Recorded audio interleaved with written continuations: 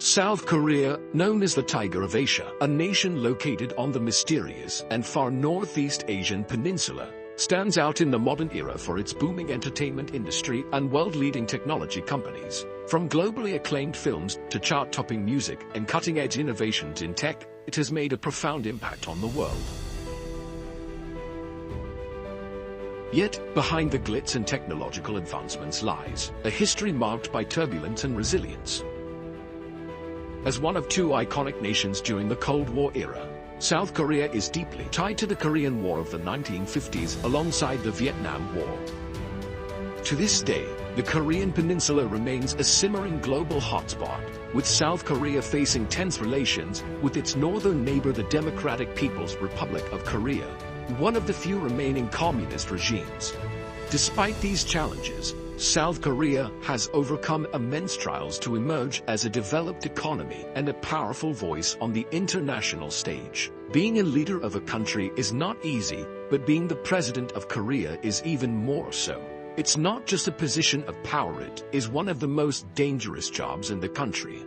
Many of South Korea's presidents have faced trials and tribulations, from imprisonment and impeachment to assassination and coups. It could be said that the role of the South Korean president is one of extraordinary peril. In this video, the story of the birth of the republic and the leaders who have shaped South Korea's destiny is a journey worth exploring, from the founding of the Republic of Korea to its modern-day prominence. The birth of a nation. The story of South Korea begins in the shadow of World War II.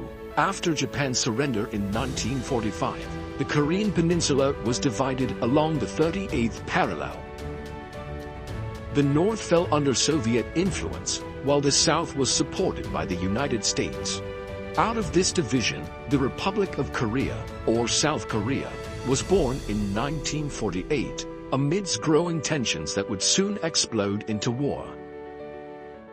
This video takes you through the journey of South Korea's founding, and the presidents who have shaped its destiny, each leaving a mark on the nation's history. The Republic of Korea was officially established on August 15, 1948, with Rhee Syngman as its first president. Rhee was a staunch anti-communist and played a pivotal role in solidifying South Korea's early identity. Rhee Syngman ruled with authoritarian control, assuming dictatorial powers and tolerating little domestic opposition to his program.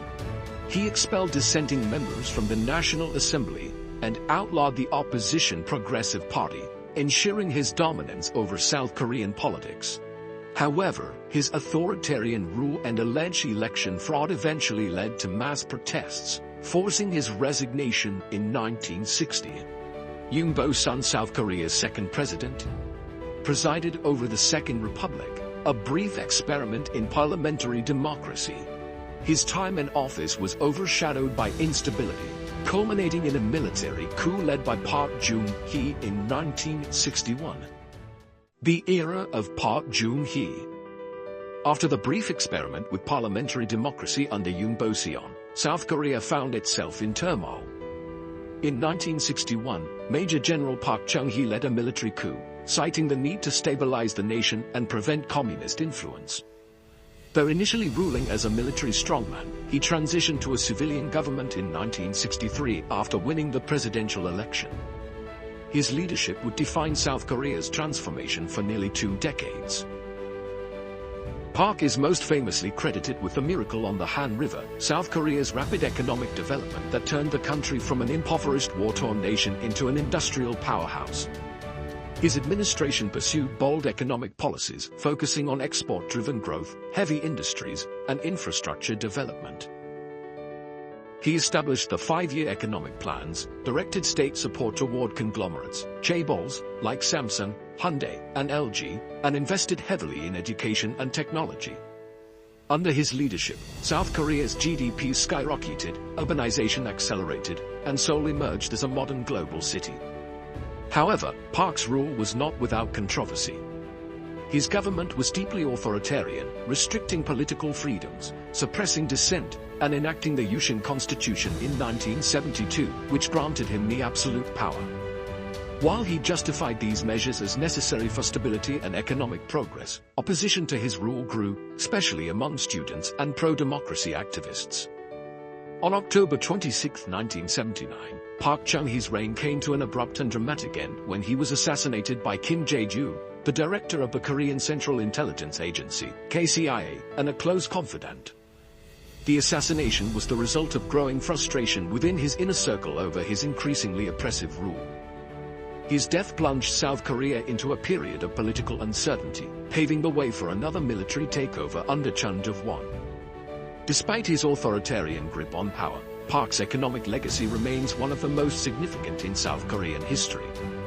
While some view him as a ruthless dictator, others regard him as the architect of modern South Korea, a leader who laid the foundation for the country's eventual rise as a global economic and technological powerhouse.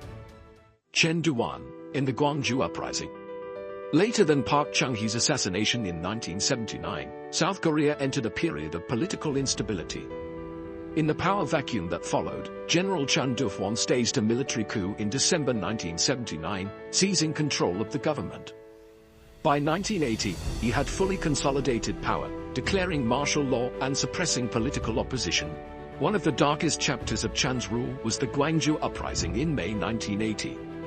Citizens of Gwangju, outraged by military rule and the suppression of democracy, took to the streets in protest.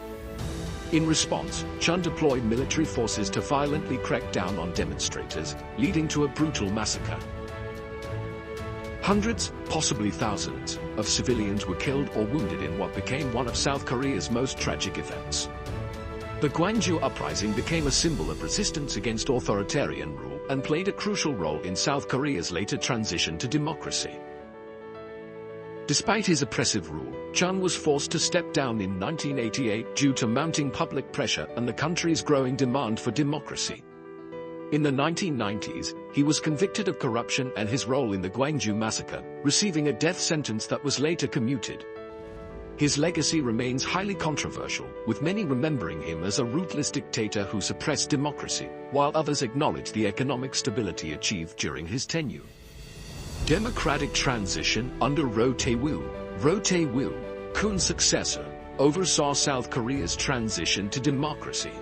His administration introduced direct presidential elections and hosted the 1988 Seoul Olympics, a global showcase of the nation's progress. The Sunshine Era with Kim Dae-jung. Kim first entered politics in the 1950s, gaining recognition for his powerful oratory and pro-democracy stance. By the 1970s, he had become the leading opposition figure against the authoritarian rule of Park Chung-hee. Kim was nearly assassinated in a 1973 KCIA kidnapping and later sentenced to death by Chun Doo-hwan for alleged ties to the Gwangju Uprising. International pressure led to his exile in the US, where he continued fighting for democracy. Returning in 1985, he endured multiple election defeats before finally winning in 1997. Kim's most defining achievement, however, was his Sunshine Policy, an initiative aimed at reducing tensions with North Korea through dialogue and economic cooperation. His efforts led to a historic summit with North Korean leader Kim Jong-il in 2000, the first ever inter-Korean summit. For his dedication to peace and diplomacy, Kim Dae-jung was awarded the Nobel Peace Prize in 2000. Despite his later years being marred by corruption scandals involving his aides and family members, Kim Dae-jung remains a symbol of resilience and democracy in South Korea.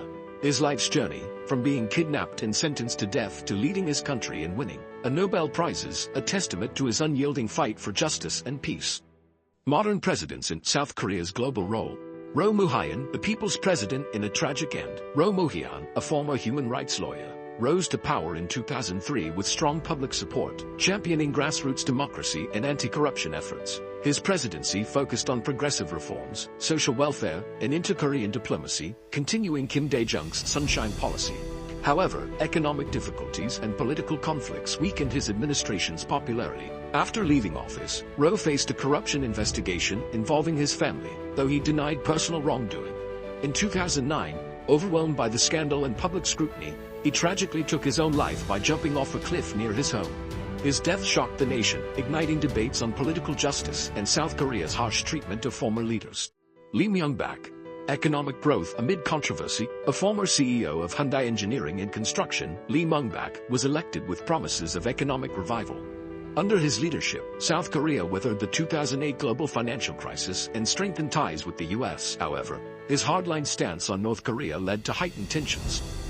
Despite economic success, his presidency was tainted by corruption allegations. In 2018, Lee was sentenced to 17 years in prison for bribery and embezzlement, joining the list of South Korean presidents entangled in legal troubles. Park Chung-hee, South Korea's first female president and a historic impeachment. As the daughter of former President Park Chung-hee, Park Chung-hee's election was historic, symbolizing South Korea's progress in gender equality. Initially seen as a strong leader, her presidency unraveled due to a massive corruption scandal. In 2016, allegations emerged that she had allowed her close confidant, Choi Soon-sil, to manipulate government affairs and extort businesses. The revelations sparked nationwide protests, leading to her impeachment and removal from office in 2017. In 2018, she was sentenced to 25 years in prison for corruption and abuse of power, later pardoned in 2021. Moon Jae-in, diplomatic efforts and policy challenges. President Moon Jae-in is also a human rights lawyer and a partner of the late President Roh Moo-hyun. Elected in the wake of Park Chung-hee's impeachment, Moon Jae-in sought to restore public trust, focusing on transparency, economic reform, and inter-Korean peace efforts.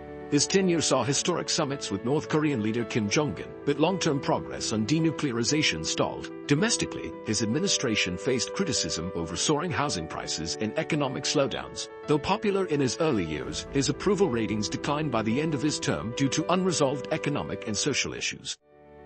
Yoon Suk-yeol, the current crisis. Yoon Suk-yeol, a former prosecutor, won the presidency in 2022 as a conservative candidate, vowing to fight corruption and strengthen South Korea's global standing. His administration focuses on economic recovery, stronger U.S. ties, and countering North Korea's threats. However, Yoon faces significant challenges, including inflation, youth unemployment, and diplomatic tensions with China. His approval ratings have fluctuated due to policy controversies and public dissatisfaction over domestic issues. How he navigates these challenges will shape South Korea's future in this pivotal era. To summarize, South Korea's presidential history is a tale of resilience, ambition, and transformation. Each leader, whether celebrated or controversial, has played a role in shaping the nation's trajectory. From economic miracles to diplomatic breakthroughs, their legacies continue to influence South Korea's future. Which president do you think left the most lasting impact? Share your thoughts below.